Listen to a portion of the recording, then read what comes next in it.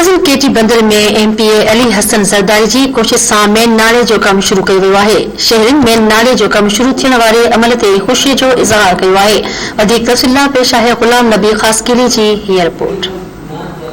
जी नाज़रीन, इन वक़्त तालुके घोड़ाबाड़ी के मरकज़ी शहर गारो में मौजूद आहियूं, जिथे तक के MPA हाजी अली हसन ज़रदारी के कोशिशनि सां गारो शहर के मेन गटर नाले जो कम जो वो शुरू किया वियो आहे।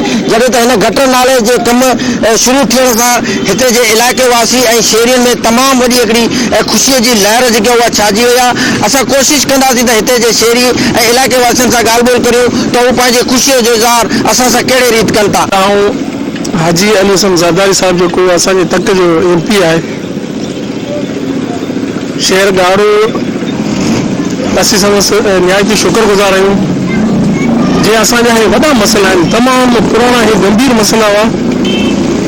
गाड़े में जेको हेॾो सारो शहर आहे माशाल्लाह, जेको हिन वक़्तु टाउन कॉमेटी आहे, पर गटर जो सिस्टम जेको आहे, ड्रेनेज जो सिस्टम जेको आहे, बिल्कुलु जेको नाकार आहे। हिते सुठे वॾे प्लांट ड्रेनेज जी ज़रूरत हुई, जेको अल्हम्दुलिल्लाह हींअर हाजी अली हसन ज़रदारी साहब असांखे जेको हाजी हसन ज़रदारी साहब जो वॾियूं महिरबानियूं असांजियूं आहिनि, जेको असांजो गटर नालो असांखे शहर में ठाराए ॾिनई आहे। हिन गटर नाले ते माण्हुनि खे वीचारनि खे वॾी मुश्किलूं हुयूं, पर शहर त आबाद थींदो, पर उस पासे जी जेकी आबादियूं आहिनि सभु हिन गटर में पानी निकिरंदो।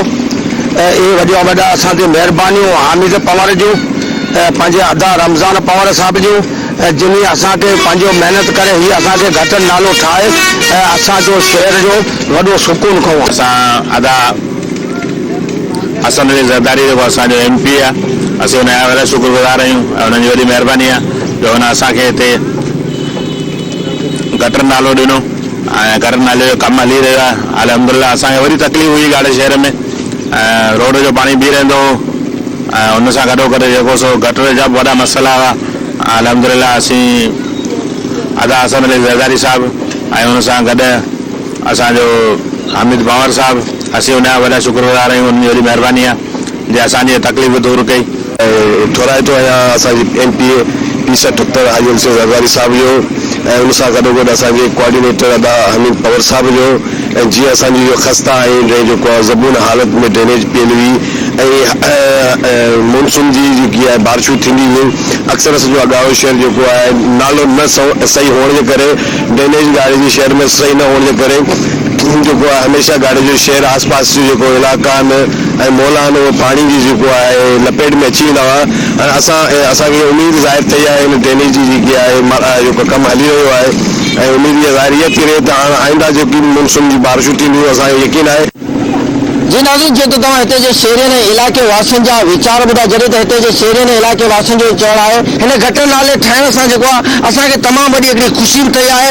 ऐं असां जस्ता जूं तक जे MP हाजी अली हसन ज़रदारी खे जे पंहिंजे तक में जेको आहे रिकॉर्ड तौर जेका कमु कराया आहिनि। कैमरामैन अली हुसैन ख़ासकिली सां गॾु ग़ुलाम नबी ख़ासकिली, धरती TV, KT बंद।